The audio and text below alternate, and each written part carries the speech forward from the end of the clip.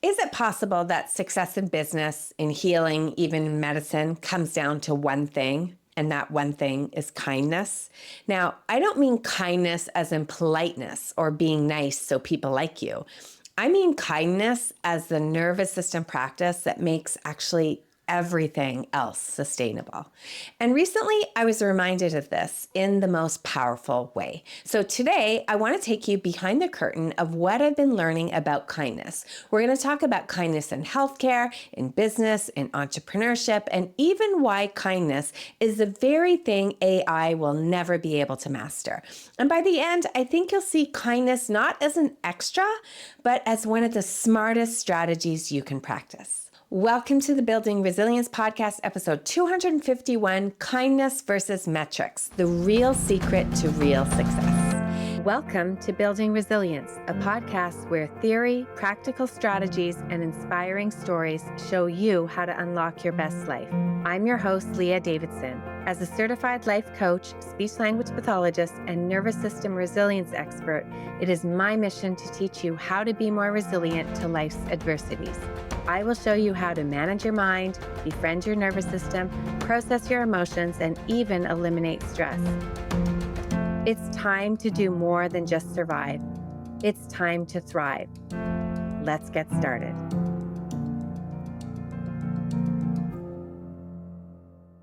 Hello, everybody. Welcome back to the podcast today. Now, before we get started, I just want to remind you that if you want to get some nervous system tools in your hands, some physical products, then make sure that you check out my mental health stationery line, Resilient Brilliance.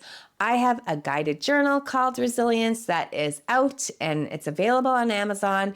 It is there to help you learn about your nervous system and how to befriend it. Then I have affirmation and journal prompt cards, which help you build and expand your capacity for safety. And finally, around the time that this episode airs, I will be launching my third product, which is a worry pad. And it comes with a complete evidence-based program for minimizing worry, anxiety, and stress in your life. So make sure to check out the show notes and all the links and all the information there. I just know that it's helpful to have a physical product in your hands sometimes to complement all the things that you're listening to and that you're watching. And I think they're pretty beautiful as well. They make great gifts, and it's nice to learn about your nervous system and give the gift to somebody else so that they can learn about their nervous system too. So as I think I've shared in the podcast, one of my sons just started medical school this year. And at the beginning of the school year, the school he's going to did an oath ceremony. Now, I know most schools do the white coat ceremony, but for his school, they only do that before year 3. But to start year 1, it is the oath ceremony. So basically, the students all walked in and they were given a pin from the university by one of the faculty, and then they all recited the Hippocratic Oath, which is an old tradition where they promise to care for their patients, essentially. And I have to say, it was a pretty moving experience as a parent. You think way back to all the years of attending so many school programs and concerts and graduations and parent-teacher interviews. And here I am now at this oath ceremony. So it was pretty special. Now, they also had some of the faculty speak to give them words of wisdom as they start their medical career journey. Now, the first speaker congratulated them on being there. The process and standards to get into med school, especially in Canada, is pretty grueling. So she reminded them that they had all worked hard and they deserved to be there. But then she also told them that they would all at some point suffer from imposter syndrome. So you can go back to the episodes that I recorded all about imposter syndrome not so long ago and what it is and why it's not a bad thing. I mean, I hope initially all these medical students do have imposter syndrome because they don't know what they're doing at the beginning. They are learning. But I loved how she normalized the process of learning. You're not supposed to know it all. You want to have humility to learn and to find things out. Then the next faculty member, and of course, all these faculty members are also doctors, she said she was going to give them the most valuable piece of advice she had received as a med student, which ensured that she has had a successful career. And you know what that advice was? Be kind. She reminded all these students to be kind to each other, their fellow classmates, be kind to their patients, and to be kind to themselves. She said that in all her years as a doctor, she had never received a note thanking her for ordering blood work or writing a prescription. The notes that she got were thanking her for her kindness and her compassion. And I was really impressed that that was the main message. When it comes down to it, it is kind of all about kindness. And I sat there thinking about my own life and my own career. Here I am, kind of deep in this business, creating content and running launches and wrestling with so many tech issues. And what do I measure myself on? Well, it's usually numbers and it's output and whether or not I think it worked or not, which then led me to start exploring and thinking about this idea of kindness. And can it be used to measure much more than we think? We spend so much time measuring numbers, sales, and grades, and productivity. But the things that often leave the biggest impact, I don't think they show up on a spreadsheet. Kindness doesn't have a KPI, a key performance indicator, but it does change everything. It changes our nervous system, our relationships, our work, and even our health. So in this episode, I really want to explore kindness through a few different lenses. Why it matters biologically, how it shapes business and corporate culture, and why it's the human edge that AI can't replicate, and how it can change the way we measure success in our own lives. And we're going to start where all of this begins, in the body.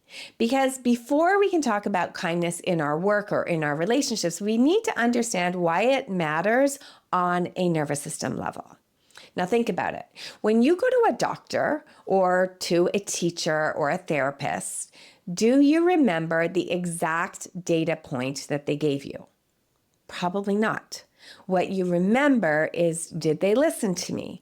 Did I feel safe? Did I feel like they cared? That is kindness at work. So why is this so important? Well, when someone comes to you, whether they're a patient, a client, a student, or even a friend, their nervous system is doing something automatically. Remember, it's scanning the environment. It is scanning everything around it. And part of it is scanning your relationship. It's deciding if they can trust you, deciding if they can relax enough to take in what you're saying. Now, this isn't a conscious choice. This is happening on a biological level.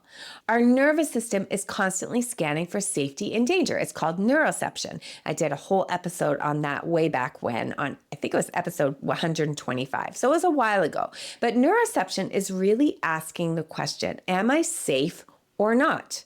And you might recognize this is the first question in my 3-step safety sequence, which I also have a whole video on that you may want to go check out. And I go over it in my guided journals and journal set. So one of the strongest safety cues you can look for and you can find is kindness, tone of voice, facial expression, the way someone is present with you. All of that tells your body you're okay here. You're safe. You can relax. You can soften. When safety is there, your body can regulate. And when you're regulated, that's when healing and learning and growth actually happens. Which means kindness isn't just a moral choice, it is a biological intervention. So think about it. If you're a doctor or a health professional of any kind, a patient may come to you for physical healing. But if their nervous system is locked in dysregulation and team hyper or team hypo or freeze, their body literally can't take in the care that you're offering. Well, kindness is what opens the door for real change. So it's not about being nice. It's about creating the biological conditions where transformation can happen. And of course, we can't force somebody to feel safe, but we can try to create the environment where they can build and they can rely on safety. You can think about it like we're trying to plant seeds in frozen ground. If your client is that frozen ground, you can throw the best seeds, the best fertilizer, but if the ground is frozen, nothing will grow. Kindness thaws the ground. The environment that we create for kindness to be there helps them thaw the ground. It makes it possible for the real work to actually happen. And this is why, whether you're in healthcare or education or a therapist or in a leadership role, kindness isn't a soft skill or a nice to have skill. It actually is a core skill. It's what makes all the other tools and strategies actually work. Now, let's take this idea into the world of business and entrepreneurship, because this is where I personally wrestle with it the most. In business, it feels like kindness doesn't actually pay the bills. Numbers do. Sales do. And I've caught myself saying this. Sure, kindness is nice, but what matters is whether my program sells or not, right? Like, let's just be honest. Even if you are the best person in the world with the best intentions, you also want to sell and you want to bring in some revenue. And I think this is something that a lot of entrepreneurs feel, but don't actually always say out loud. We live in a world that glorifies metrics. Revenue, conversion rates, follower counts. And what can happen is it's easy to start believe that your worth or the worth of your business is defined by those numbers alone. But what happens when I go down that road is I'll end up beating myself up over sales, shaming myself for low numbers or whatever it is that you're measuring, the number of clients, the number of views, the number of subscribers. Your nervous system will end up collapsing and you can get stuck in dysregulation, fight, flight, or freeze. You end up then losing access to your CEO, which is your rational decision maker, your rational thinking, and you also lose access to your best creativity. You lose connection, you lose presence. So ironically, that's the very energy that repels people. And this can create a very vicious cycle. The more pressure you put on yourself, the more dysregulated you become. The more dysregulated you are, the harder it is to connect authentically with your audience, which often leads to even lower results. But what happens when you bring kindness into the process? When you soften? When you remind yourself that even one sale, one person that you help is still one real human being saying yes. Well, everything shifts. One person that you're supporting, one person who you may have touched, and of course, then there's a ripple effect from that. Well, then your energy does shift, and people feel that shift, and trust grows. What happens is kindness cues safety, and safety creates trust, and trust builds connection. And connection can lead to healing and transformation, and it can actually even lead to sales. And even better, it will lead to overall authentic relationships. So in a way, kindness does pay the bills, just not instantly. It's more of the long game. And it's not like a vending machine. Just because you are kind to someone does not mean that they will buy from you. But overall, your energy is so much healthier. It attracts people. You live in authenticity and you can help so many more people. What you put in will come out in so many different ways. And yes, sales is one way, because without sales, you cannot keep doing what you are doing. So even this podcast, it is free to listen to, but it does cost me money. So if I don't have people who support my business by actually purchasing things from me, being in my memberships or taking my training or buying one of my journals, without that revenue, I can't keep producing the content or the products or the offers that I do. So I create value and I do need some return so that I can continue to create value. But kindness is a really rich fertilizer for the soil that can allow the fruit to grow. So this can be a radical reframe. Instead of obsessing over outcomes and numbers, what about trying to focus on cultivating the conditions where good things grow? Now, it is a much slower process, but it is much more sustainable, a much more sustainable way to build a business, one that honors both you and the people that you serve. Now, speaking of business, let's talk about something that has been shaking up every industry everywhere, AI. So AI, it's everywhere right now, and it can create all sorts of content faster than we ever could. It can write emails and summaries and captions and can analyze data and track trends. And honestly, I do use it myself, and it is helpful and has a lot of great uses. But here's what AI cannot do. It truly cannot replace a human's kindness and compassion. Now, sure, it can actually give use some validation, and it can help you sort some things out. I even have in my nervous system journaling club a nervous system cost calculator, where it's an AI tool that allows you to input some of the stressors in your life, the things that are really weighing you down, and it will help you identify what these things are costing your nervous system. And then it helps you come up with ways to befriend your nervous system and move towards regulation. It's pretty cool. But no matter how cool it is, and even though I created it, it cannot co-regulate. Now, co-regulation is human to human. It's the way that my nervous system connects with your nervous system. It's the way that your nervous system feels calmer when somebody looks at you with warmth, or speaks with kindness, or even just sits with you without judgment. And we use co-regulation all the time. When babies cry, that's what we're doing. We're connecting, we're trying to soothe them. And when someone is in pain, or somebody is suffering, or mourning, or grieving, we co-regulate with them. And AI cannot do that. It can mimic words, but it can't shift your biology.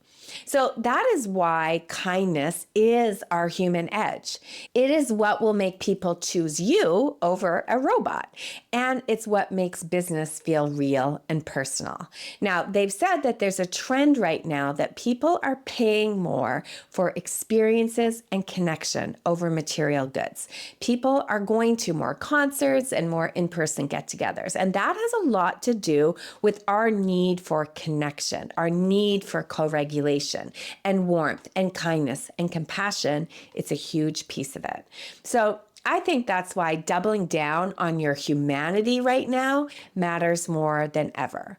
People can copy your strategies or your products, but they can't copy the way you make someone feel. Now, let's zoom back out again and look at the corporate world, this fast-paced, high-pressured environment that so many people spend their lives in. I was only in it for a few years in my early days when I was in banking, but I have watched my husband and many friends and clients navigate the corporate world.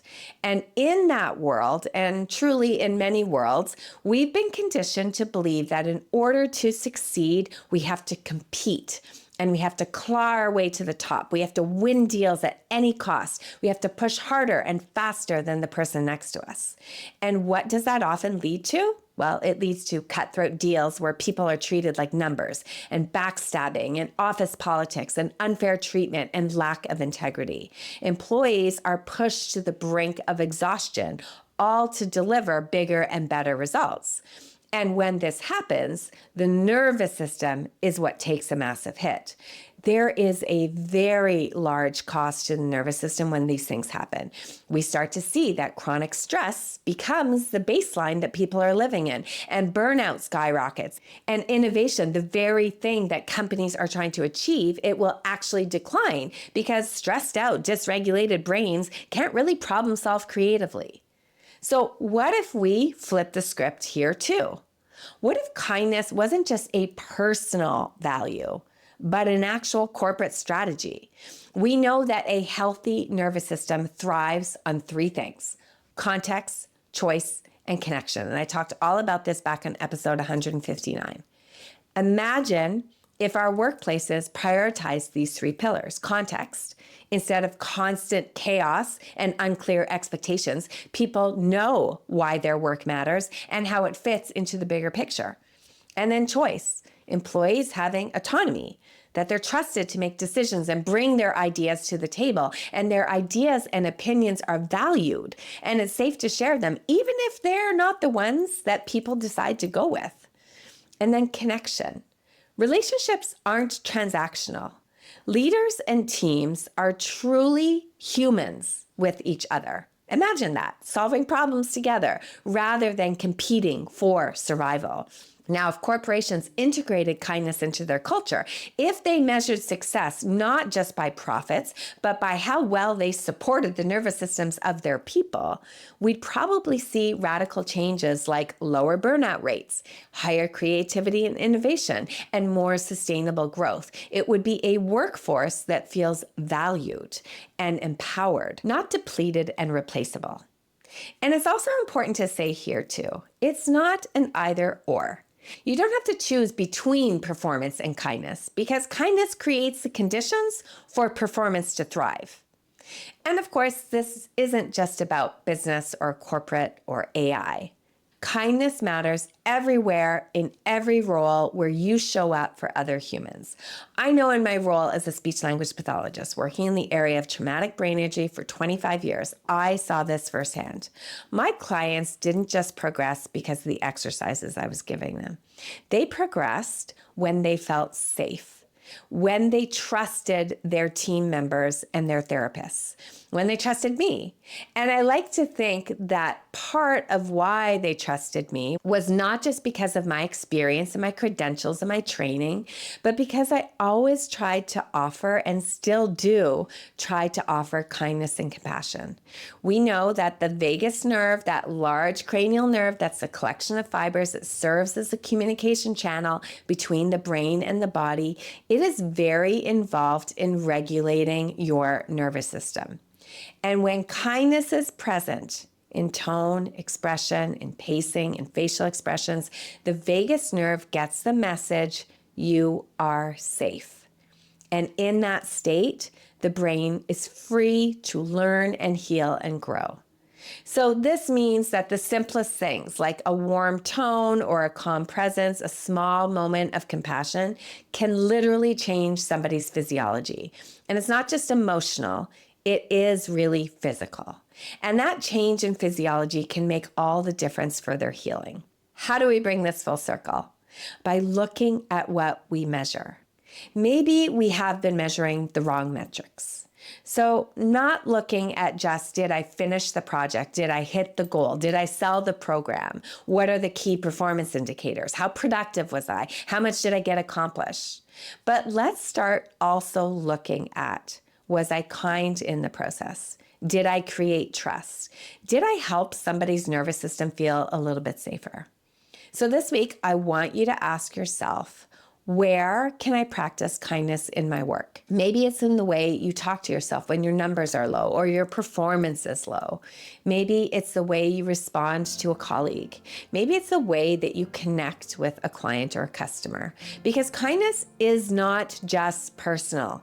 It really is a professional strategy. And reflecting on it like this is what can change how you show up in day-to-day life. So kindness may not look like it pays the bills in the short term, but the long-term game, it is the foundation that everything else grows on. Now, next week, I'm going to take a look at kindness on a more personal level. I hope that you found this helpful, and I'll see you next time. Thank you for listening to the Building Resilience podcast. If you're interested in learning a little bit more about managing stress, building resilience, and leading a more purposeful life, then make sure we're connected on Instagram and Facebook at Leah Davidson Life Coaching. You can also subscribe to my weekly newsletter at www.leahdavidsonlifecoaching.com/newsletter. Looking forward to connecting.